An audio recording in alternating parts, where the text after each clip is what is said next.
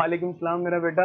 मैं अपनी तरफ से सलाम भी बुला चुका था, मैं अपनी तरफ से क्लास भी स्टार्ट कर चुका था, बट वही टेक्निकल इशू जो हमारे आते हैं और उन्होंने बताया कि उन्होंने स्टार्ट ही नहीं किया था। मेरी अब वॉइस का भी इशू, वॉइस बिल्कुल ठीक है भाई। मैं एक्चुअली अपनी तरफ से 4 क्वेश्चन आप लोगों को करवा चुका था, तो मेरा बेटा इसलिए मैं दोबारा से अब वही क्वेश्चन रिपीट करता हूँ। आप लोग भी मेरा बेटा अपने क्वेश्चन नंबर 1 पे आ जाए। कोई नहीं मेरा बेटा, छोटे छोटे शहरों में ये बड़ी बड़ी बातें होती रहती है। खैर, a car of 1000 kg traveling at a speed of 20 meter per second rounds a curve of radius 100 meter, find the necessary centripetal force। तो मेरे बच्चे हमारे पास mass given है 1000 kg या 100 kg था, so 1000 kg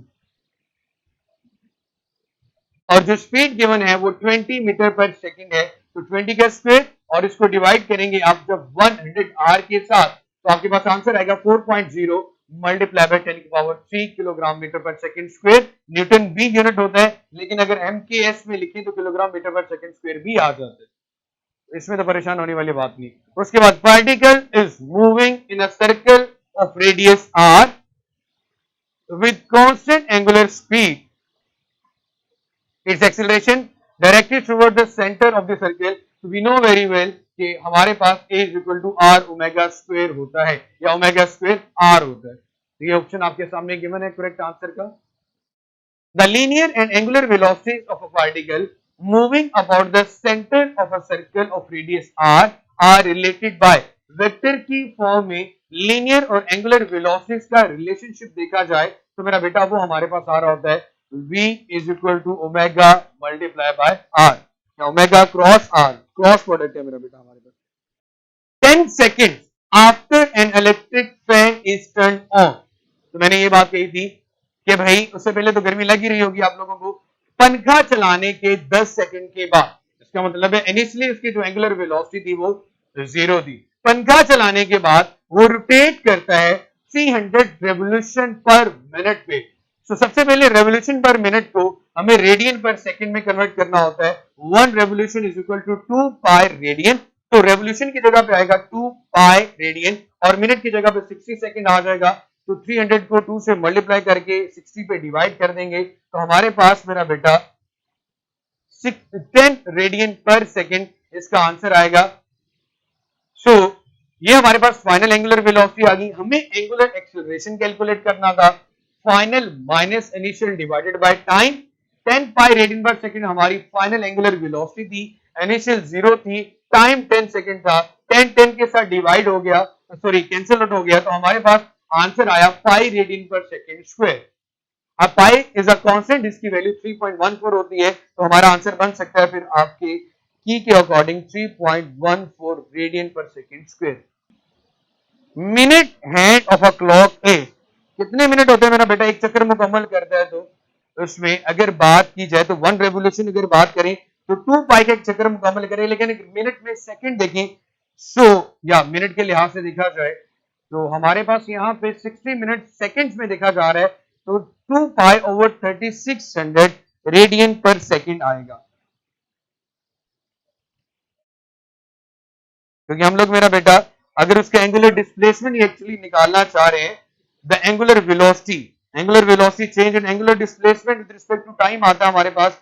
so angular displacement theta is equal to हमारे पास होता है मेरा बेटा 2 pi over T. 2 pi over T के लिहाज से देखिए,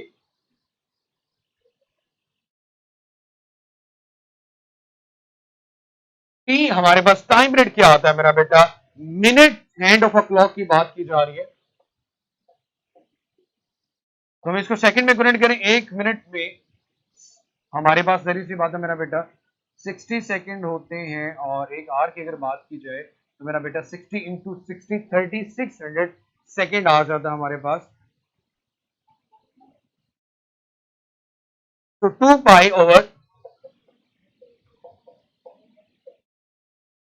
3600 सेकंड रेडियन पर सेकंड इसका आंसर है।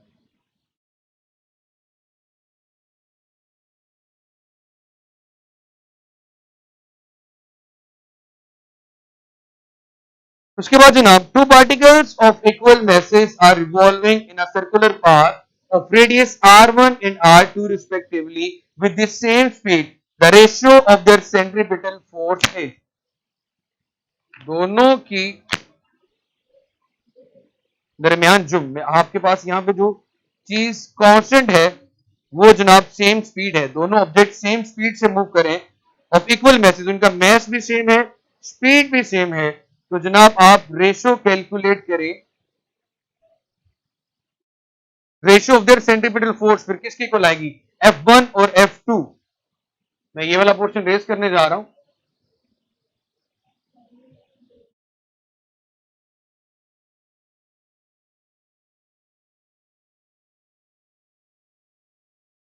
F1 ओवर F2, F1 का फॉर्मूला हमारे पास आएगा mv square over r1।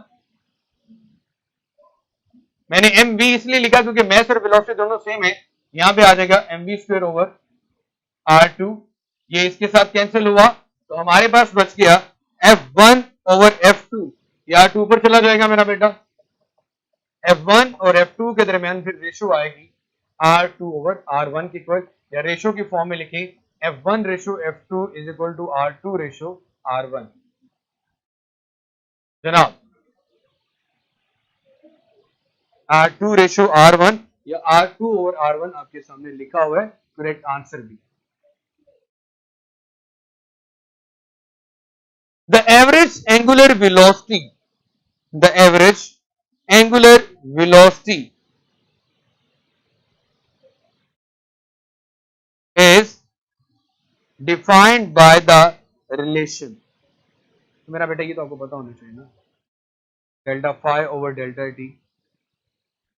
A body is moving in a circle of radius r with a constant speed v.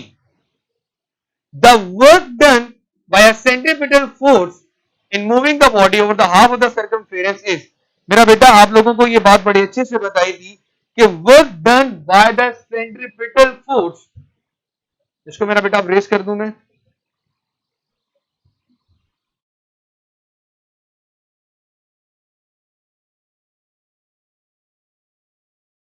Work done, ये बात हम पढ़ चुके हैं मेरा बेटा, सेंट्रीपिटल फोर्स डिस्प्लेसमेंट के दौरान एंगल 90 डिग्री होने की वजह से हमारे पास उसका जो वर्क है वो जीरो आता है।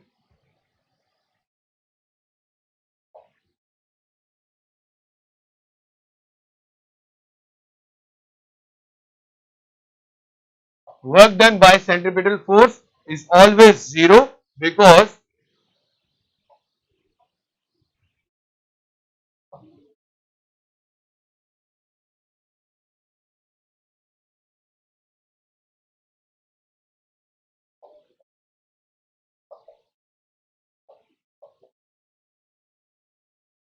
तो वर्क आपके पास जीरो आएगा।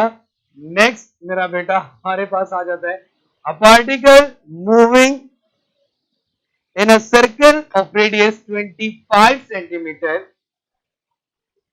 Eight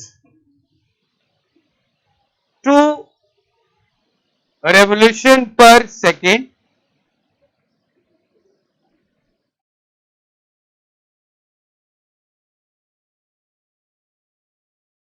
the acceleration of the particle in meter per second square is, तो मेरा बेटा 4 पाई स्क्वायर आ जाएगा, 4 pi square A is equal to R omega square, centripetal acceleration R omega square, R 0.25, 25 को metre में convert करेंगे तो 0.25 आ जाएगा। ओमेगा हमारे पास गिवन है जनाब 2 revolution per minute, 2 revolution per minute, 1 revolution 2 पाई की इक्वल होता है, तो 2 इंटू 2 पाई आ जाएगा मेरा बेटा का होल स्क्वायर, ये बनेगा आपके पास 4 pi square.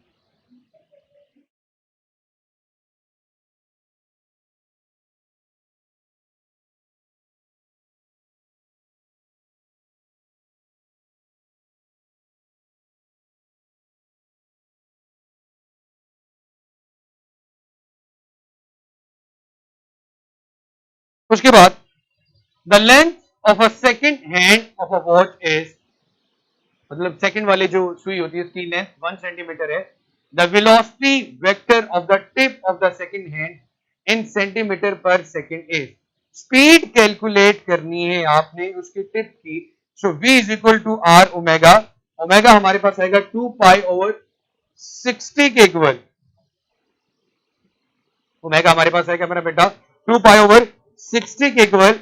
So 1 centimetre v is equal to R omega वाला फॉर्मूला है कि v कैलकुलेट करना है हमने, सेकंड 60 होते हैं मेरा बेटा, वही फार्मूला 2 पाई ओवर t वाला। सो हमारे पास v is equal to R omega में हमारे पास ओमेगा आ रहा है angular frequency 2 pi over t, omega is equal to 2 pi over t, विषय गलती से शायद थीटा लिख दिया गया था, 2 pi over t, v is equal to R omega, omega जनाब 2 पाई ओवर t के इक्वल होता है। अब सेकंड की बात कर रहे हैं तो सेकंड हैंड के अंदर टोटल सेकंड 60 सेकंड ही होते हैं। तो 2 पाई ओवर 60 हमारे पास एंगुलर वेलोसिटी आ गई। आर उन्होंने खुद बताया है कि जो उसकी लेंथ है वो 1 सेंटीमीटर है, रेडियस आर सेंटर से। तो मेरा बेटा इसके अंदर वैल्यूज पुट करें, आर की जगह पे 1 सेंटीमीटर इंटू 2 पाई ओवर 60, सो 2 पाई ओवर 60 सेंटीमीटर पर सेकेंड, 2 पाई ओवर 60 सेंटीमीटर पर सेकेंड हमारे पास यहाँ पे वेलोसिटी आ जाएगी। प्रोटोकॉल चेक किया, पानी पिलाना यार जरा, मुझे कुछ और हो रहा है।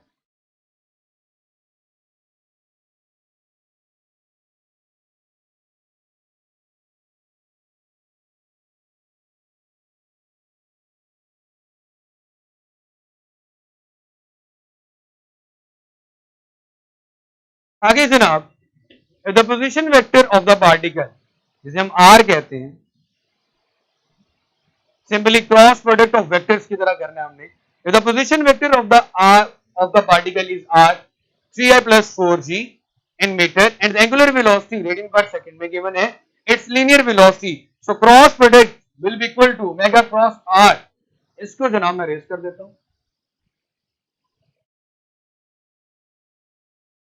v इज इक्वल होता है हमारे पास ओमेगा क्रॉस r के इक्वल। मेरा बेटा जब भी क्रॉस प्रोडक्ट लेते हैं i j k को, सबसे पहले तीनों यूनिट वेक्टर ऊपर लिखे जाते हैं,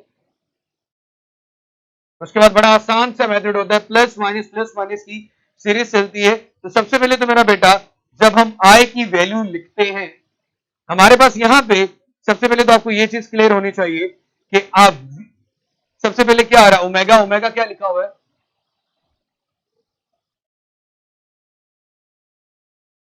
j प्लस 2 के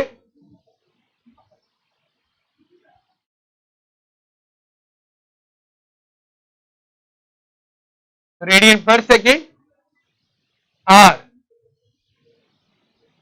हमारे पास गिवन है 3i plus 4j मीटर।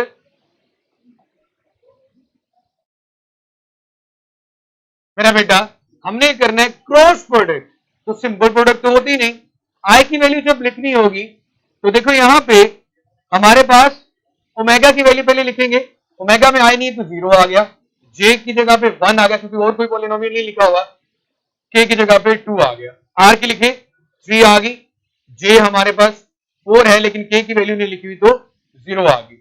उसके बाद मेरा बेटा मैं आई को जब सिलेक्ट करूंगा तो उसके सामने जितने एलिमेंट्स और उसके नीचे जितने एलिमेंट्स हैं वो सारे इग्नोर हो जाएंगे।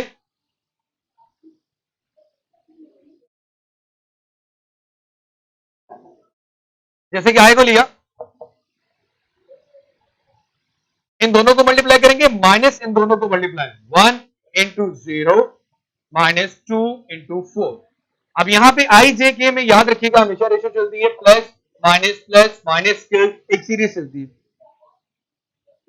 तो मेरी जान यहां पे अब आएगा माइनस से, अब इसको मैं जब सिलेक्ट करूंगा इसके नीचे वाले और इसके सामने आमने सामने वाले सारे एलिमेंट्स गायब, ये बचते हैं 0 3 2 0, 0 0 के साथ मल्टीप्लाई हुआ 0, 3 2 के साथ मल्टीप्लाई हुआ तो -6, ये आ गया। अब अगेन आ जाएगा प्लस के यूनिट वेक्टर बाहर लिखा, इसको सिलेक्ट किया, ये सारे कैंसिल, 4 इंटू 0 0, 3 इंटू 1 3, ये दरमियान में जो माइनस है ये फॉर्मूला के अकॉर्डिंग आता है, दरम्यान में माइनस ही आएगा।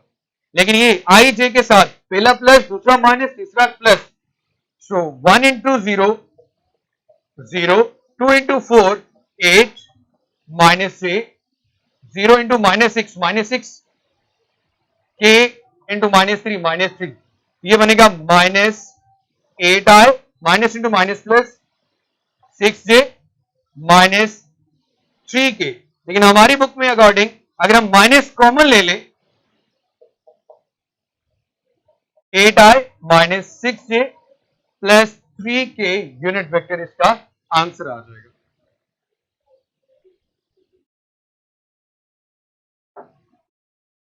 जनाब ये रिपीट भी हुआ है एमसीक्यूज आपके पास। उसके बाद मेरा बेटा the angular momentum of change is from 2 unit to 6 unit in 4 second. In 4 second आपका मोमेंटम चेंज हो रहा है, कहां से कहां तक मेरा बेटा? 6 to 2। फाइनल कितना आया? 6। इनिशियल कितना है? 2। 6 माइनस 2 कितना आएगा मेरा बेटा? 4। टॉर्क का फॉर्मूला एंगुलर मोमेंटम के लिहाज से हमारे पास क्या आता है?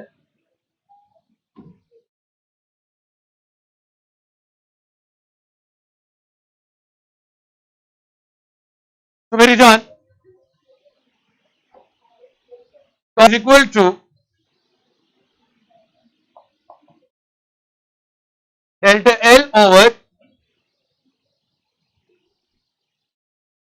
delta L over delta T। 6 minus 2 4 आ जाएगा, टाइम भी 4 है, 4 के साथ कैंसिल, तो आंसर आएगा मेरा पुत्र आपके पास 1।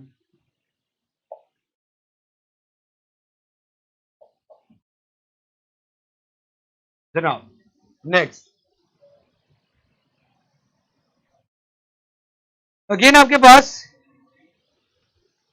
flywheel gains a speed of 50 rpm revolution per minute in 6 second. So minute आपके पास 6 है, रेवोल्यूशन पर मिनट को पहले सेकंड में कन्वर्ट करेंगे तो 60 आ जाएगा। उसके बाद अगेन 6 सेकंड गिवन है। It's angular acceleration is, angular acceleration calculate करना है। सिर्फ यहां पे जो चीज समझने वाली, एंगुलर एक्सेलरेशन क्या होता है? Change in angular velocity with respect to time. हमारे पास 540 रेवोल्यूशन पर मिनट, रेवोल्यूशन को 1 रेवोल्यूशन 2 पाई रेडियन के इक्वल होता है, 2 पाई रेडियन पर सेकंड। तो पर मिनट की जगह पे जब सेकंड लिखेंगे तो यहाँ पे 60 आ जाएगा। अगेन उन्होंने खुद भी 6 सेकंड दिए थे, तो 6 इंटू 60 सेकंड आ गया। एक तो रेवोल्यूशन पर मिनट को रेडियन पर सेकंड में कन्वर्ट करते हुए 2 पाई ओवर 60 के साथ लिखा, साथ 6 सेकंड थे वो भी साथ इंक्लूड हो गए। तो मेरा बेटा आप 540 इंटू 2, ये 60 इंटू 6 आएगा 360। तो मेरा बेटा आपके पास आंसर बनेगा 3 पाई रेडियन पर सेकंड स्क्वायर।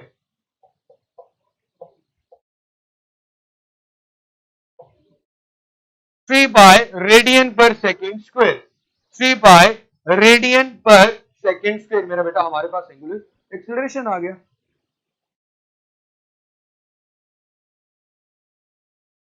आगे जनाब, a stone of mass 250 gram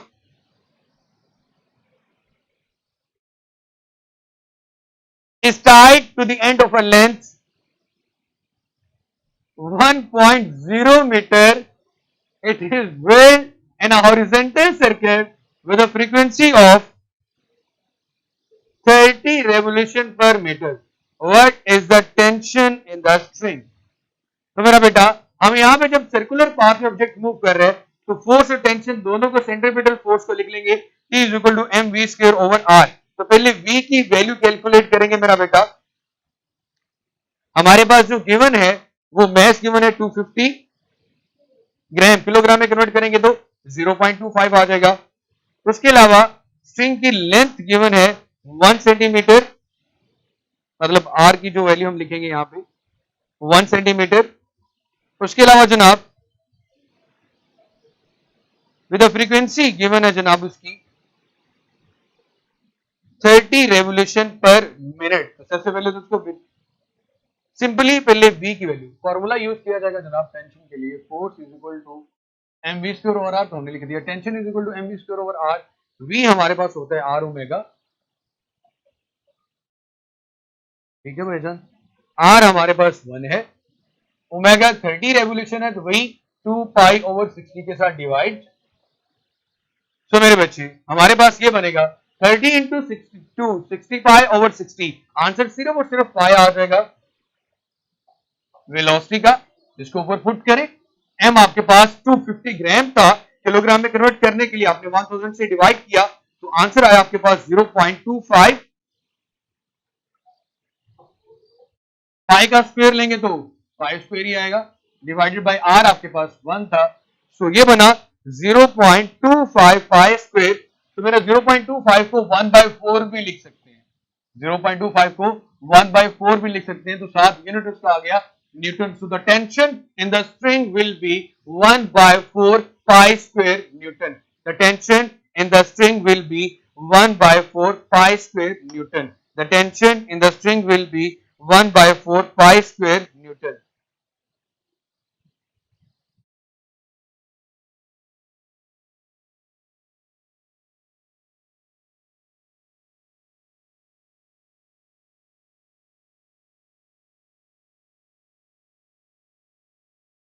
Next मेरा बेटा,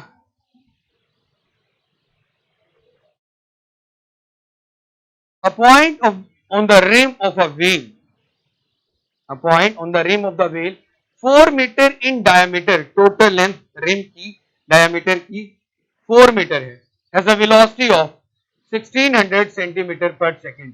The angular velocity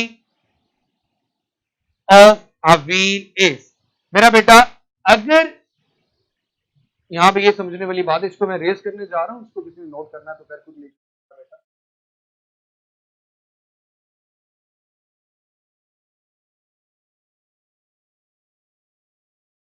V is equal to R omega, formula use किया जाएगा, V is equal to R omega.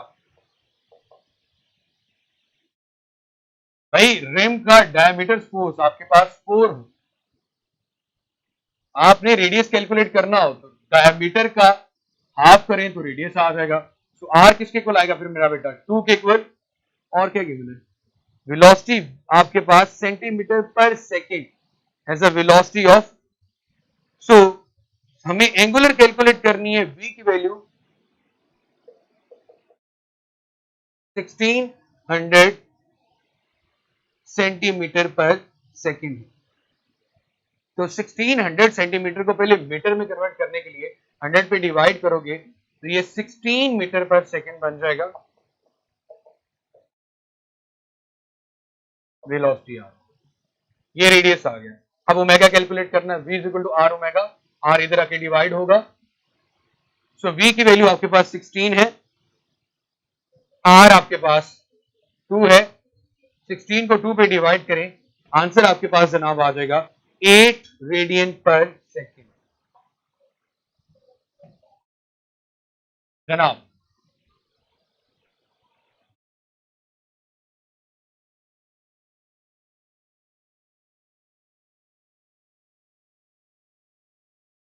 two bodies of mass 10 kg and 5 kg are moving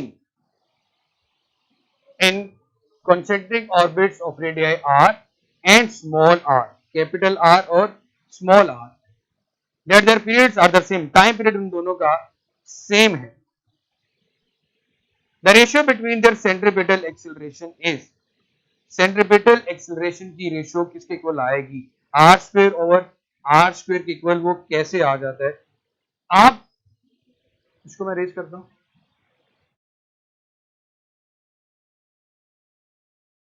दो bodies जिनके message different हैं,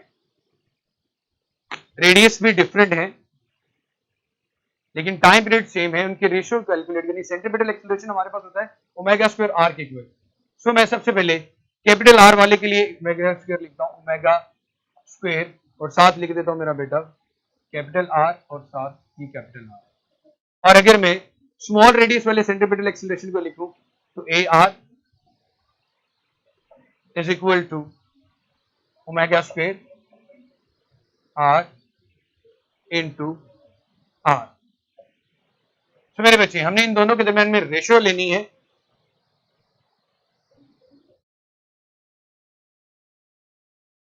omega की ratio आपके पास मेरा बेटा T1 square TR is equal to TR, जैसे कि हमें उन्हें बताया गया है कि मेरा बेटा ओमेगा स्क्वेयर किसके इक्वल होता है मेरा बेटा, टी स्क्वेयर के इक्वल होता है। ओमेगा और टाइम पीरियड दोनों एक दूसरे के डायरेक्टली प्रोपोर्शनल आते हैं और इनवर्सली प्रोपोर्शनल आते हैं। Omega is equal to 2 pi over T के लिहाज से देखा जाए ओमेगा और टी दोनों एक दूसरे के इनवर्सली प्रोपोर्शनल होते हैं। तो यहाँ पे आपने रिप्लेसमेंट करनी है किसकी वैल्यू मेरा बेटा, टाइम पीरियड की। Omega is equal to 2 pi over T है, इनवर्स है। इस बात का मतलब ये बनता है कि अगर मैं यहां पे वैल्यू से एडजस्ट करूं, A R over A R calculate करना है, तो यहां पे सबसे पहले ऊपर आ जाएगा स्मॉल आर वाला, क्योंकि जब इस बात नीचे जब आएगा ओमेगा स्क्वायर की जगह आर की जगह पे मेरा बेटा मैं लिखता हूं, फार्मूले में चेंजिंग कर लेते हैं, आर ओवर टी आर का स्क्वायर आएगा,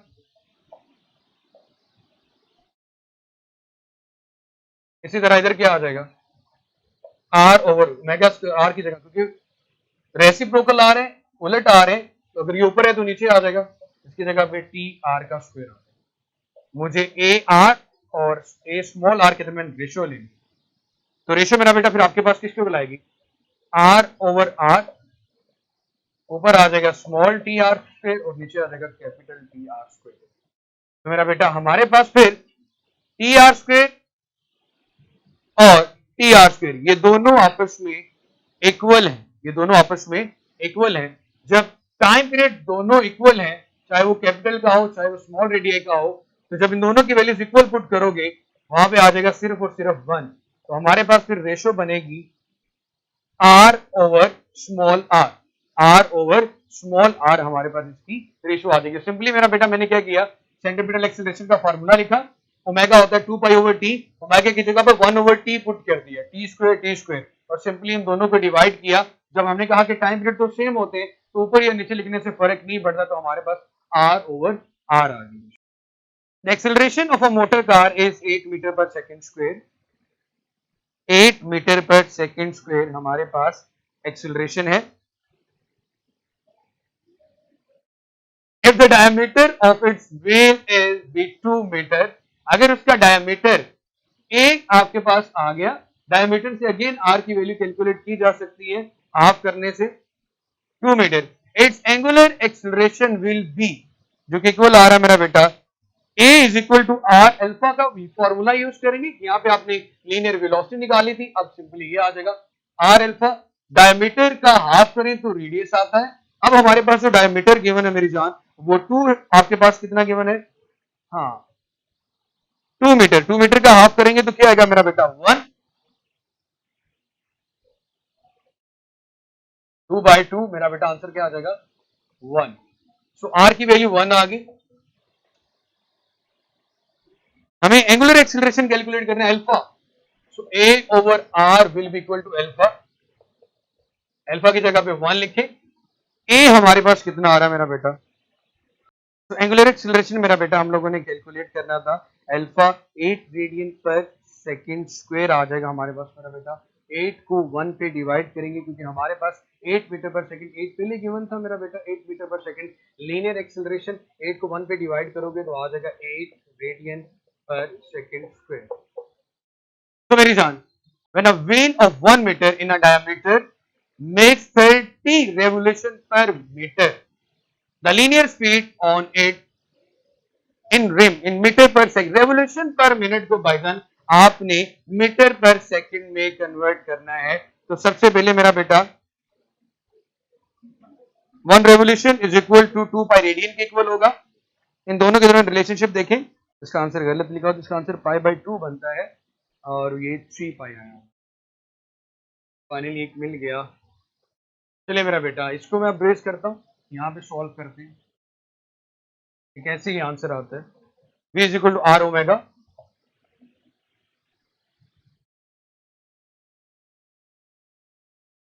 डायमीटर 1 मीटर है तो रेडियस क्या होगा मेरा पुत्र आपके पास 1/2 हाफ होगा।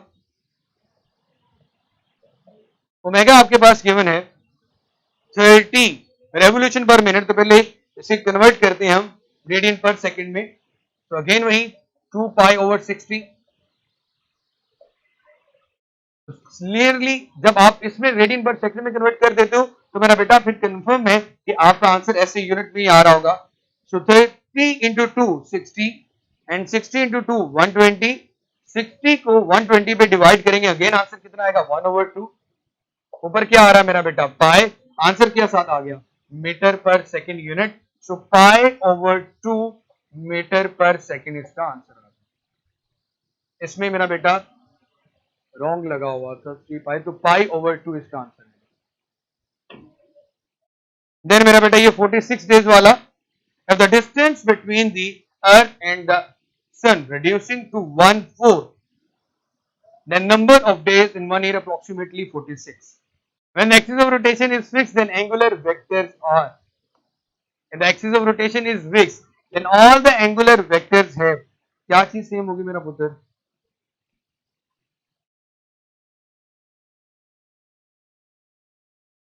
According to convention anti clockwise तो क्या होगा? Well axis of rotation same direction होगी मेरा बेटा।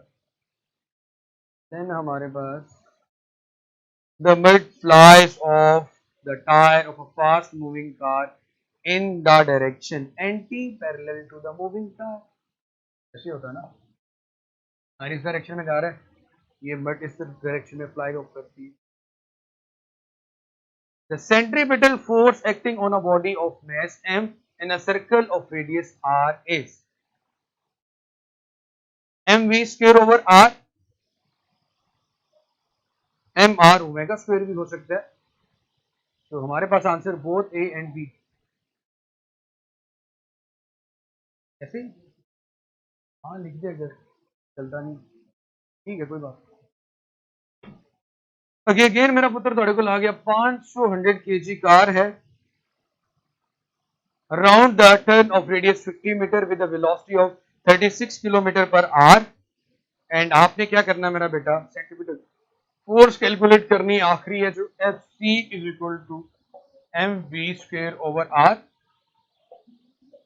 मैस मेरी जान आपके पास गिवन है 500 kg, वेलोसिटी आपके पास गिवन है 36 किलोमीटर पर आवर। तो भाईजान पहले इसको मीटर पर सेकंड में कन्वर्ट करना आपने मेरी जान, 1000 से मल्टीप्लाई कर दे और 3600 के साथ डिवाइड कर दे, तो आंसर आ जाएगा 10 मीटर पर सेकंड। v की जगह 10 और 10 का क्या आ गया स्क्वायर, और रेडियस r कितना गिवन है, रेडियस r जनाब आपके पास गिवन है यहां पे 50 मीटर, r 50 मीटर है। 500 को 10 के स्क्वायर के साथ मल्टीप्लाई करें, 50 से डिवाइड करें तो आंसर आएगा 1000 न्यूटन। एक अनार 100 पे मार है। 2-4 लोग आ गए थे ना, सारे ने सुबह उठ के ना तो क्या ना, तो मेरा बेटा हमारे पास आंसर आ गया 1000 न्यूटन। चले मेरी जान, अब मैं आप लोगों के कमेंट्स में आ चुका हूं फाइनली।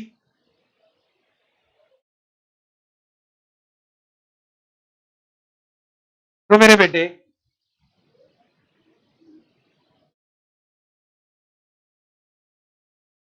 मेरे ख्याल में बहुत आसान थे, और जितना हो सकता था मैंने ईच एंड एवरी एमसीक्यूज आप लोगों से करवा दिए हैं। ये फिर कोई मसला रह गया पुत्र थोड़ा?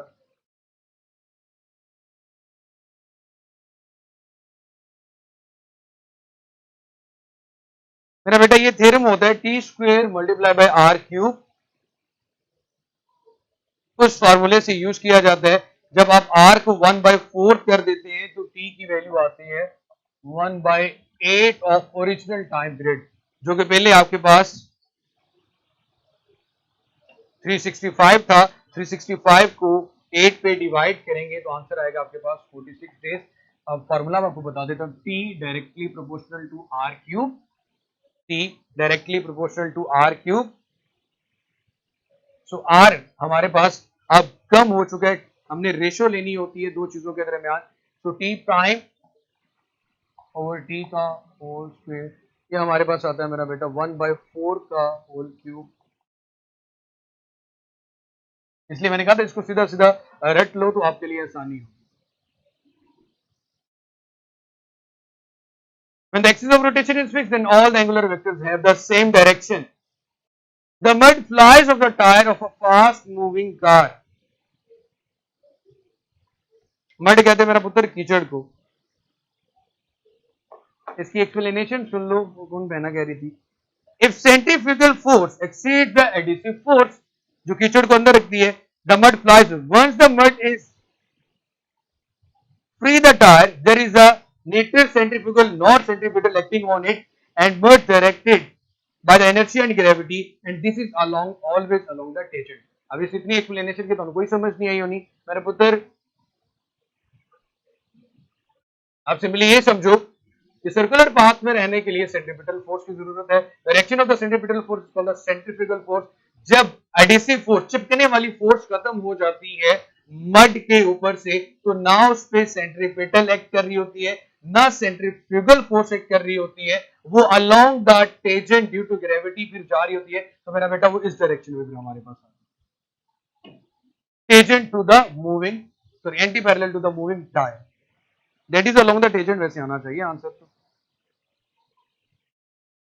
तो मूविंग टायर के एंटी पैरेलल का मतलब भी यही है कि भाई टायर इस डायरेक्शन में जा रहा है, कीचड़ आपकी गाड़ी का पिछली तरफ जा रहा होता है, तो tangent to the sorry anti parallel to the moving tyre आ गया।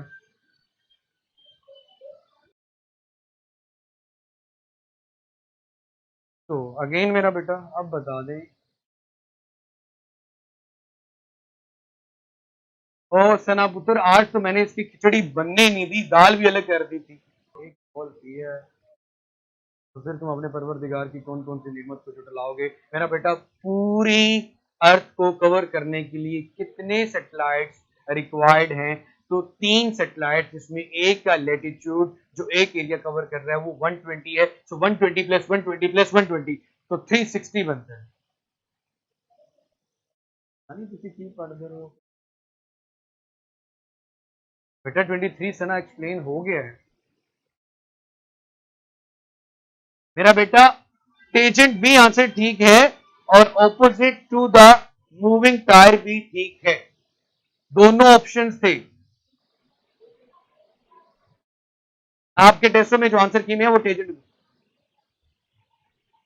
लो बाजी, मैंने ये कहा था कि आपके पास देखो ये इस डायरेक्शन में जा रहा है, अगर इसका टेंजेंट ड्रॉ करो तो मेरा पुत्र यही बनेगा ना। चले मेरा बेटा, मेरे ख्याल में मैं तो अब खप गया हूँ पूरे के पूरे एमसीक्यूज एक एक शॉर्ट इसलिए किया था दरमियान में किसी किसी के इंटरप्शन के बगैर कि भाईजान आपका किसी किस्म का मुसलमानों का, आइंस्टाइनों का या जितने भी फिलोसफर्स हैं कोई इशू ना रह जाए। This is the real U turn मेरा पुत्र। अब देख लो यू टर्न वाला ताना दे रहे हो, और कल अगर मैं यू टर्न लेता और लास्ट में टेस्ट आपके सामने क्लास में शाम को वो होता जो पूरे बुक से बनाया गया था, फिर आपको पता चलता।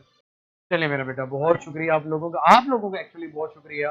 आज की हमारी क्लास यहीं पे एंड होती है मेरा बेटा। अपने लेक्चर के एंड पे लेक्चर का फीडबैक जरूर देते रहें। कल इंशाल्लाह हम यंग डबल स्लिट एक्सपेरिमेंट करेंगे। खुश रहो, जीते रहो, आबाद रहो। नहीं मेरा बेटा, अभी सर कह रहे हैं 2 मिनट हैं, 2 मिनट और आप लोगों से हेलो हाय कर लेता हूँ, 2 मिनट पूरे करने हैं, ठीक है? हाँ 2 मिनट और कुछ सेकंड में फ्रांस साहब कह रहे हैं कि सर आप गोरे हो गए। हाँ ये बात है, बिल्कुल गोरा हो गया, क्योंकि जब कमरे की लाइट अच्छी होती है ना तो रिफ्लेक्शन, एक्चुअली मेरे सामने फ्रांस साहब खड़े हुए हैं ना, उनकी रिफ्लेक्शन मेरे पे आ रही है। और आज मेरा बेटा वो बहुत हैवी फार्मूला यूज करके आए हुए हैं। आप देखिएगा फ्रांस साहब चेहरे से आपको नजर ही नहीं आएंगे, इतनी ब्राइटनेस होगी और इंटरफेरेंस आपने बतानी कि वहां पे कंस्ट्रक्टिव हुई होगी या डिस्ट्रक्टिव हुई होगी। आज वो फूले नहीं समा रहे, कोई बात नहीं। एफएलपी का सिलेबस, एफएलपी का सिलेबस, एफएलपी का सिलेबस मेरा पुत्र लाइट वाला चैप्टर होगा इंशाल्लाह। देखिएगा कल वो कंप्लीट कैसे हो।